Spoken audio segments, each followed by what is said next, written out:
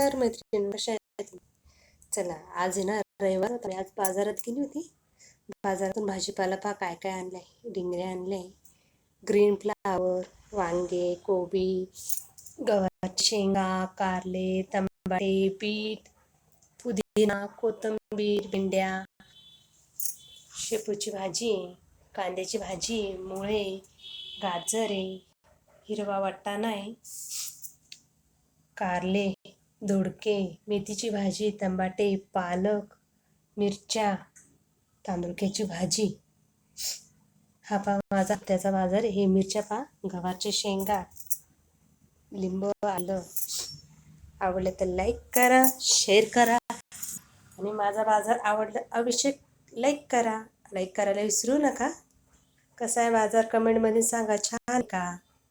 आवडलं तर लाईक नक्की करा. का धन्यवाद.